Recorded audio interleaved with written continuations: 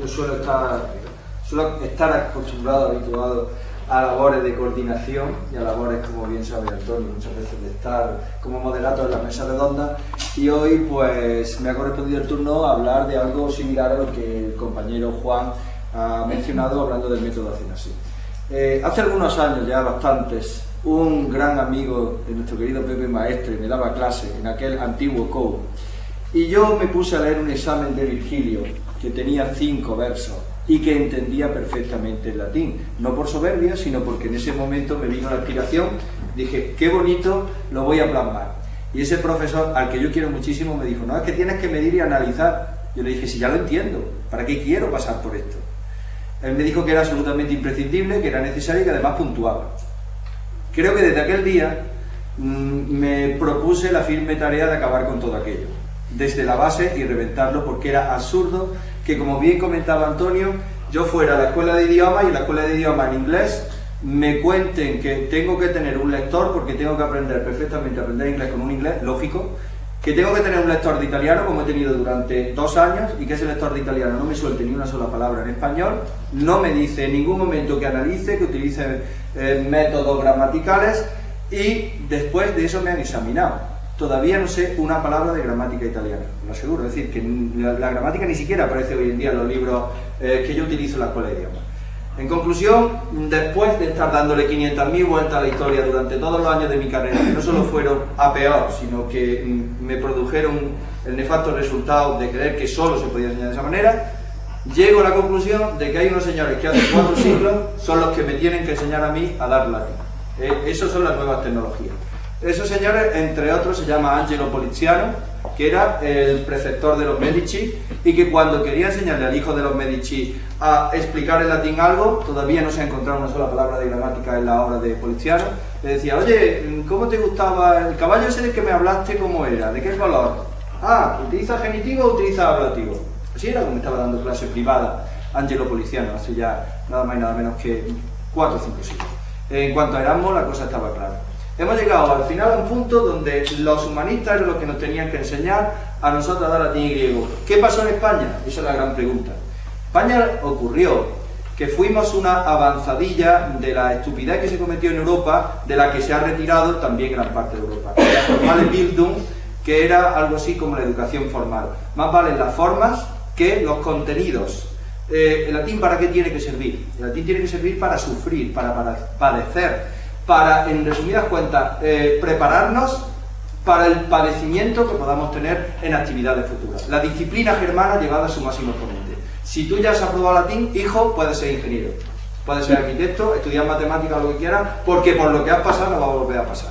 Esa es la cruda realidad, y eso es una parte de los contenidos del Nuovo Guía, traducido del italiano, que vamos a sacar en breve.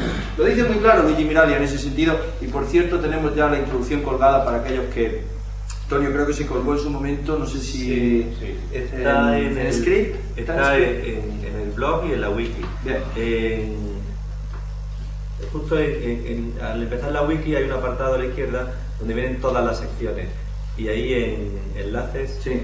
están todos los... Os recomiendo que lo leáis porque es una obra maestra donde en concreto desarrolla la historia de lo que ha sido la enseñanza del latín en toda Europa y cómo ese invento alemán del siglo XIX, llamado tradición aquí en España, va cargándose lo que era la auténtica tradición humanista en todos los países. Inglaterra cae en el error, España cae en el error, Italia cae en el error. Os aseguro que si se le pregunta a un alumno, mis lectores de italiano, sin ir más lejos, ¿cómo han aprendido latín igual que nosotros? No nos llevemos a engaño. Es decir, el hecho de que el método Herbert en Italia esté extendido afecta a 30 o 40.000 alumnos sobre un total de 200 o 300.000 alumnos de bachillerato de secundario. Eso quiere decir que cuando yo le hablo de que el latín se puede hablar, se quedan con la misma cara que se podrían quedar la gente que hacía el COU hace 20 años en este país. Resumidas cuentas, y por no prolongarme más, sí tengo que decir que precisamente en esa introducción, hablando de la formale Bildung, fue el mencionado Rose el que cuando llega a Inglaterra, un sánscritista, estudiante y estudioso de sánscrito, el que dice que se están cometiendo una absoluta barbaridad, una demencia, con el hecho de haber abandonado la auténtica tradición inglesa, y Rose se pone mano a la obra, comienza a sacar libros en latín, pero me podrías preguntar qué pasó entonces y por qué no estamos ahora en la era Rose. No estamos en la era Rose por algo que no tuvo nada que ver con el latín, sino porque su futura escuela de discípulos que iba a aniquilar la Formale Bildung murió al completo en la Primera Guerra Mundial, con lo cual Rose cayó en una profunda depresión y jamás pudo llevar a cabo su idea. En cuanto a España, España aceptó la Formale Bildung del siglo XIX como un paso hacia adelante, como una demostración de la industrialización de este país, del desarrollo de este país, y hasta ahora nadie se ha cuestionado que todo estuviera cargado de una cantidad de falsedad y mentira desde el punto de vista didáctico, que cuando Antonio y yo abordamos pues métodos como Acénase o lengua latina, pues hasta ese momento pues nadie, es más, teníamos yo creo que al 95% de profesorado en contra, llamándonos algo así como gente que se mete en un laboratorio y le va a explotar en las manos el experimento químico. ¿Cómo puede explotar en las manos un experimento que lleva siglos desarrollándose en otros países de Europa? Bien, pues entonces, en este caso voy a hablar durante 10 minutos de Acénase, creo que lo estoy haciendo bien, teóricamente. Entonces, lo ponemos de nuevo a ver si lo coge. La idea básicamente sería la de enseñaros un poco el trabajo que estamos desarrollando en torno a Acénase, porque estamos 3 personas implicadas en ese blog, el propio Juan, Antonio y yo mismo, y bueno, dándome cuenta de que el mundo anglosajón era el que estaba dominando la punta de lanza de la enseñanza de latín y de griego, decidí hace mucho tiempo que yo no iba a ver a la gente de otros idiomas como enemigos, sino como los auténticos aliados que nos tienen que enseñar muchas cosas sobre cómo dar clases. El hecho de que se nos haya considerado una extensión de la lengua española, un anexo, una especie de incómodo vecino que sirve solo para la etimología, nos ha perdido. Nosotros somos de lengua extranjera y como tal tenemos que reaccionar. Una lengua extranjera es una lengua extraña a la persona que la va a recibir. Nadie nace sabiendo latín, lo mismo que ningún español nace sabiendo inglés. Si sabemos aprender de la gente de idiomas, iremos por el camino correcto.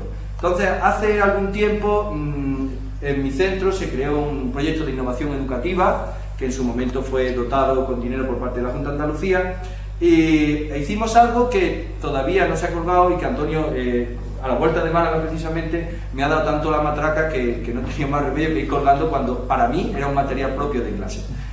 Se trataba simple y llanamente de, durante 2 años, de ir cogiendo capítulos de familia romana e ir adaptándolos en todas las lenguas con la misma metodología, de la misma forma, de tal forma que un alumno en latín sabía cómo vivía una familia romana, en griego lo iba a hacer, en ese momento era yo el profesor, evidentemente, y vamos a hablar de la familia tal y como desarrolla la Acénase, y por ejemplo en francés se creó un texto como el que tenéis aquí, que si queréis solo me he traído un ejemplar, pero que tarde o temprano colgaré en el blog. Esto se llama La Famille, está hecho por mi compañera de francés al estilo Herbert. Tengo el mismo, pero en inglés. Bueno, pues todos trabajamos durante 2 años de la misma forma, con la misma metodología, y nos dimos cuenta de que era necesario crear una base de datos sobre imágenes que pudiéramos trabajar en común. Fuimos haciendo, de hecho creo que todavía, bájalo un poco más, si eres tan amable, Juan, todavía podría enseñaros en estos 5 minutos algunos de esos materiales. Fuimos haciendo materiales comunes que sirvieran para todos. ¿Qué pasa si un alumno, por ejemplo, no sabe griego? Yo en ese momento se lo relleno incluso transcrito al alfabeto latino. Pero hemos elegido, en este caso, algo así como 20, 40, 60 animales que podíamos utilizar todos. Os llevaríais una gran sorpresa si le preguntáis a los alumnos de inglés, aparte del gato y el perro, ¿cómo se dice lo demás? Por ejemplo, si queréis abrimos uno de ellos, y aquí tenéis uno de los materiales que elaboramos en su momento, que yo he acabado perfeccionando, y por supuesto tuvimos que pedir la colaboración de un biólogo para no meter la pata en algunas cosas que evidentemente a mí se me escapaban. ¿Cuáles de ellas? El pavo, las aves, por ejemplo. Los romanos no conocían el pavo americano, que es el que nosotros tenemos como tópico de pavo de Navidad, solo conocían el pavo real. La división es estrictamente biológica, tanto en esta como, por ejemplo, en la siguiente, que sería la que tenéis a continuación, de los vertebrados, quedan muchísimos todavía por aquí, por ejemplo, Full Screen, ¿no? Y además esto tiene una influencia directa sobre, por ejemplo, los textos latinos y los textos griegos. Todavía no he puesto cómo se puede trabajar con esto. Si dijéramos palabras absolutamente sueltas y vacías de significado, tampoco tendría mucho sentido. Pero esto es un ejercicio de clase que luego consiste en que los alumnos elaboren frases. Yo les pongo textos relacionados de Esopo, de Fedro, evidentemente de los autores latinos, y me sirve como un complemento que en su momento pues publicaré. Sí quería detenerme en algo que en su momento hizo Juan en el blog y que me parece interesantísimo. Se ha perdido en el griego y en el latín algo como... algo tan fácil como incluir en un apartado de un examen una redacción o una lectura y que los alumnos tengan que hacer un dictado. Bueno, pues me encantó cuando vi el examen que el propio Juan había puesto, donde precisamente aquí, si mal no recuerdo, dictado. Tenemos que volver a esas cosas, humildemente, es decir, a que alguien pueda leer en voz alta un texto y se le premie con una calificación o se le castigue por no escribir correctamente en griego o en latín, por supuesto.